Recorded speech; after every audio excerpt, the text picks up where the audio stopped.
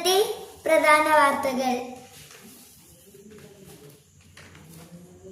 ആശുപത്രിയിലെ പഴയ ശുചിമുറി കെട്ടിടം ഇടിഞ്ഞു വീണു വീട്ടമ്മ മരിച്ചു. കേന്ദ്ര അവഗണനയ്ക്ക് കേരളം അരി വാങ്ങി നൽകൂ. തോടാണ് കളയില്ല.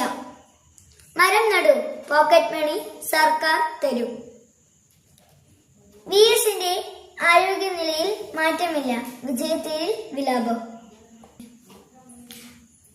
വാർത്തകൾ വിശദമായി. കോട്ടയം ബ്യൂറോ.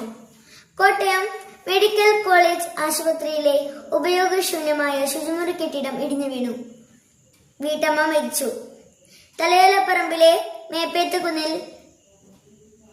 കുന്നിൽ ഡി ബിന്ദു 54 മരിച്ചത്. അപകടത്തിൽ വയനാട് വാഴവറ്റപ്പാക്കം തിരുതാനത്ത് അലീന വിൻസെന്റ്.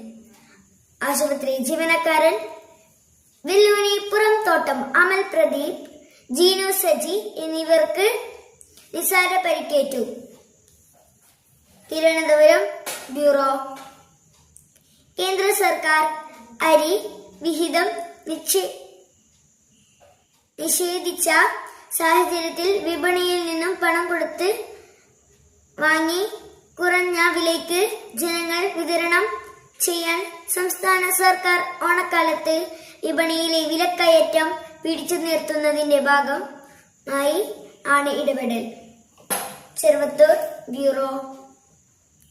പുഴയുടെ ആഴങ്ങളിൽ മുങ്ങി തോണിയിൽ നിറച്ച് കരയ്ക്ക് എത്തിക്കുന്ന കക്കയുടെ തോട് പുഴയരിയിൽ കൂട്ടിയിരിക്കുന്നത് കണ്ട് പലരും ചിന്തിച്ചിട്ടുണ്ടാകാം, ഇത് എന്തിനാണെന്ന്. കക്കയിറച്ചി എന്ന പോലെ തന്നെ ആവശ്യക്കാർ ഏറെ ഉള്ള ഒന്നാണ് കക്കത്തോട്.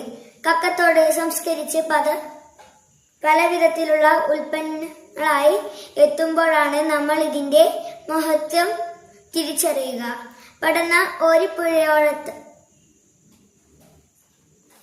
പുഴയോരത്താണ് സംഭരിക്കുന്നത്. കാസർഗോഡ് ബ്യൂറോ. മരം നടാൻ മനസ്സും സ്വന്തം സ്ഥലവുമുണ്ടോ?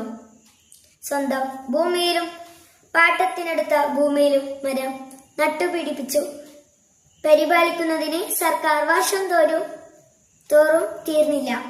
ട്രീ ബാങ്കിംഗ് പദ്ധതിയിലൂടെ വളർത്തുന്ന മരങ്ങൾ 15